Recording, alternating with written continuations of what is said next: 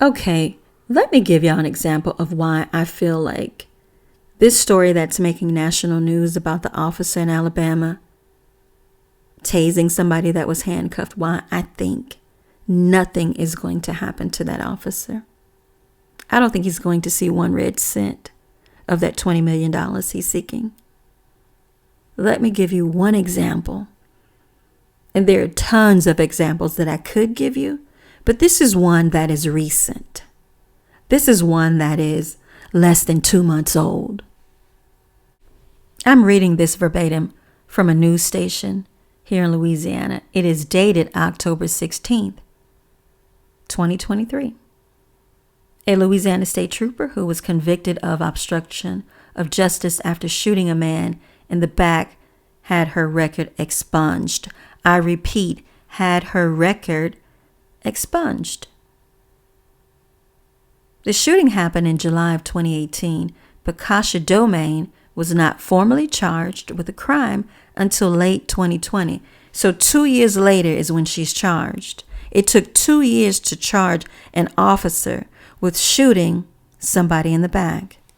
She was fired from Louisiana State Police in 2021, about 5 months after her indictment on charges of illegal use of a weapon and aggravated second-degree battery. The shooting left Clifton Dilley paralyzed and confined to a wheelchair. So an officer shot a 19-year-old in the back, left him paralyzed and confined to a wheelchair, had her record expunged. What you think they're going to do about this officer who simply tased somebody? It continues. Last year, Dominique pleaded guilty to a charge of obstruction of justice, a misdemeanor.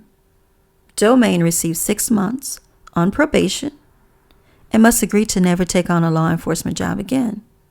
With her charges being expunged, many are wondering if that same agreement still applies. So the question is, can she enter the law enforcement field again? Can she re-enter in another state? Because remember, her record has been expunged. It's like she never shot a kid in the back and confined him to a wheelchair.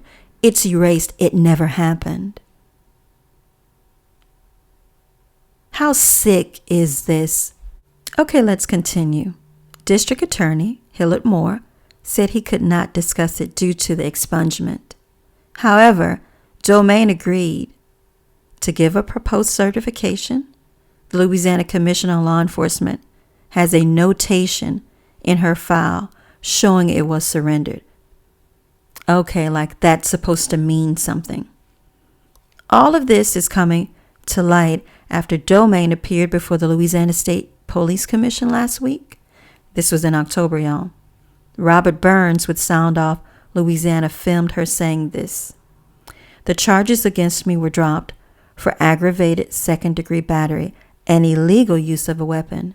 Dominique told commissioners, I admitted to obstruction, which was a misdemeanor, which has also been dismissed. So she did all of this. She lied about it, admitted to it. It's been dismissed. Her record has been expunged. But a kid is still confined to a wheelchair because he's paralyzed. And the question is, can she re-enter into law enforcement? This is sick. This is why you keep having officers tasing people, beating them to death, Ronald Green. Because they know at the very end of the day, they're going to suffer very little consequences for what they've done.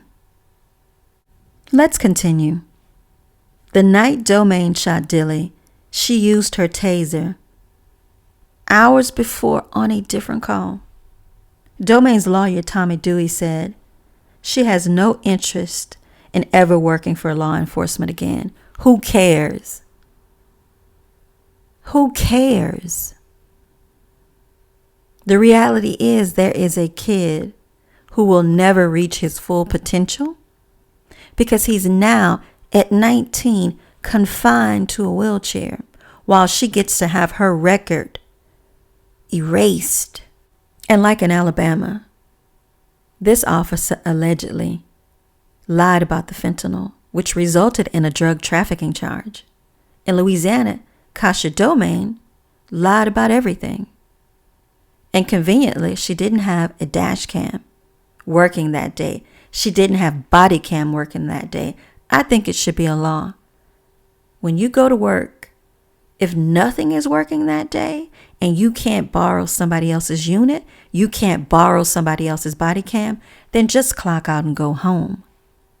Had it not been for a nearby store, their surveillance, footage, it wouldn't have been understood exactly what happened, and nobody would have known she was lying.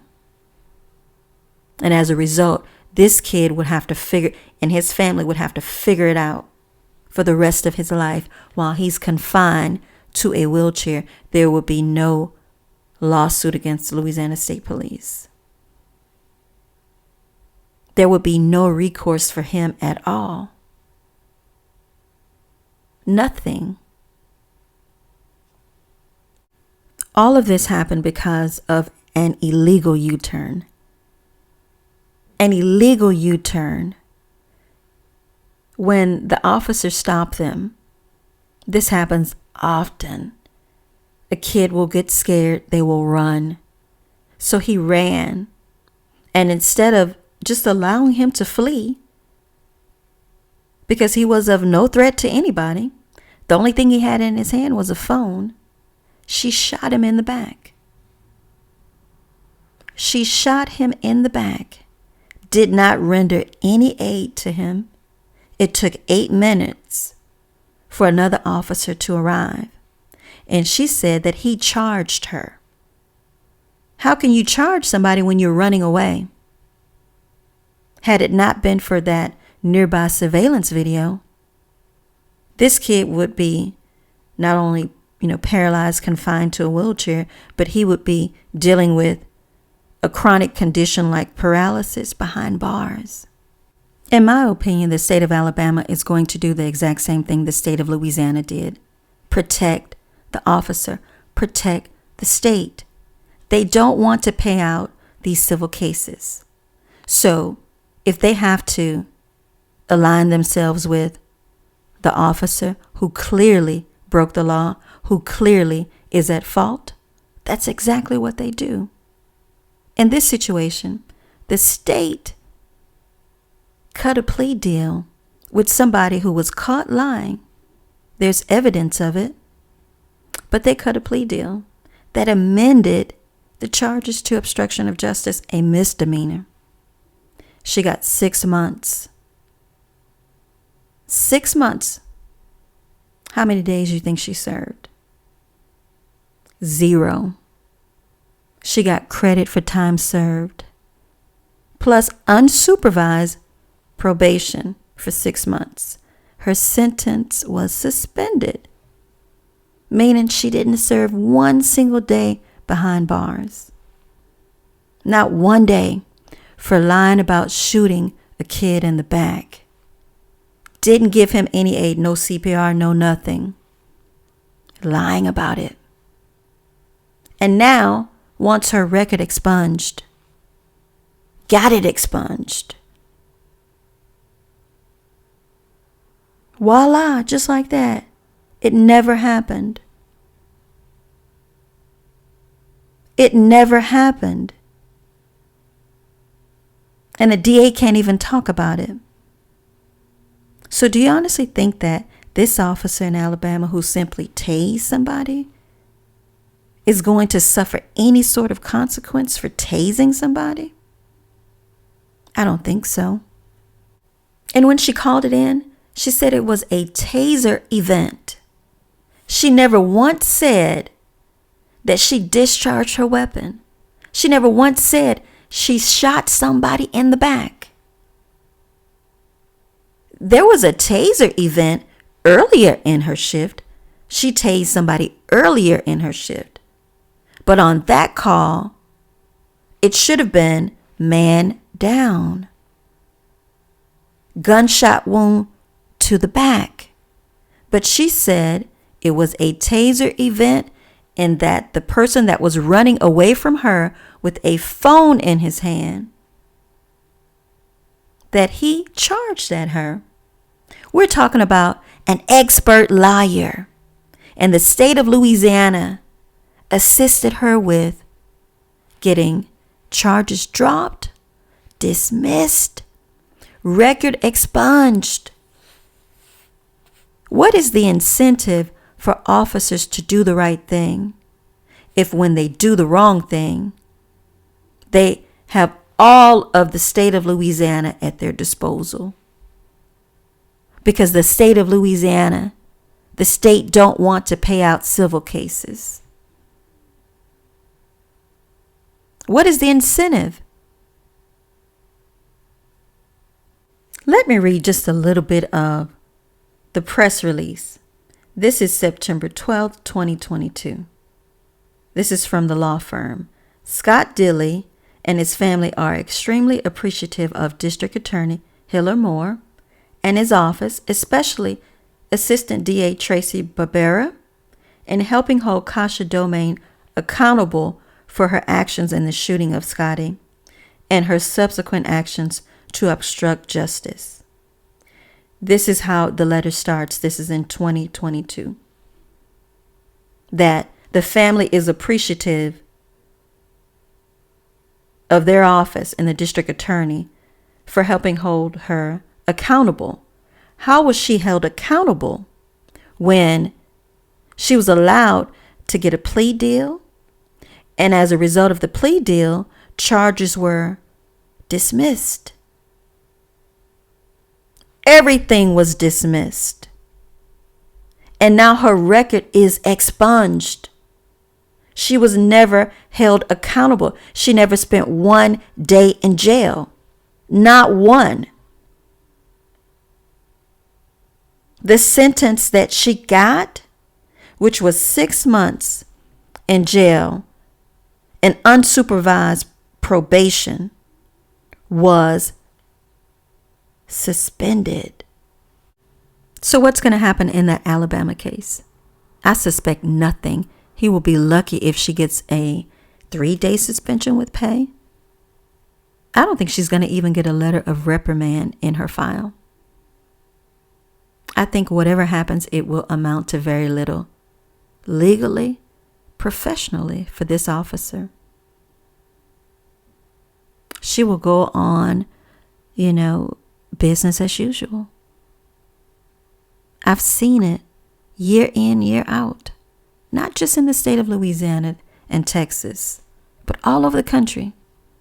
So forgive me if I think this officer is going to get away with what she has done.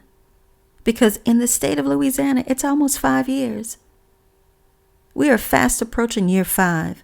May 10th, 2024 will be the official 5-year mark of when Louisiana State police officers brutally beat Ronald Green to death. And nobody is sitting in Angola because of it. But in nearly 5 years, everybody that could retire has retired, almost all of them. Kevin Reeves, Doug Kane, Adam White, John Peters, and probably some others I'm missing. I know Lamar Davis, if he hasn't retired, it's close. Governor John Bell Edwards never resigned, and he's about to complete his governorship, I think on the 7th of January. If you can lie and string things out, in my opinion, when this death was captured on dash cam and body cam, there's no mistake about it. He was beaten to death.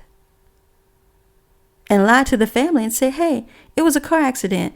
There was barely any damage to the bumper. The airbag never deployed.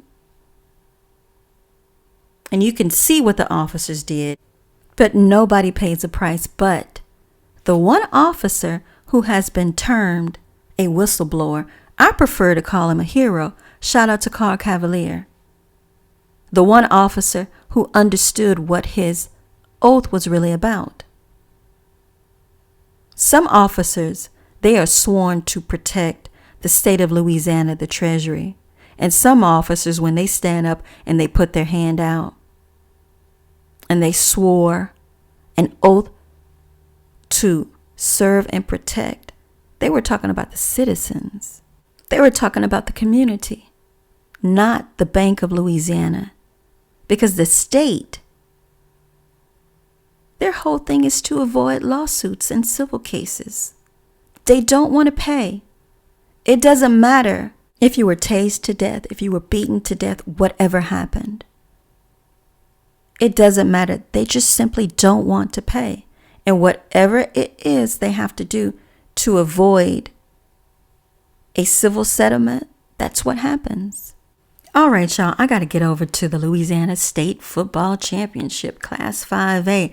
I don't know who's going to win. I know who I want to win. But anyway, y'all like this video. I will be back later on tonight while I'm baking to discuss all of the stuff that I found out about the Michael Orr case. It gets more bizarre every week.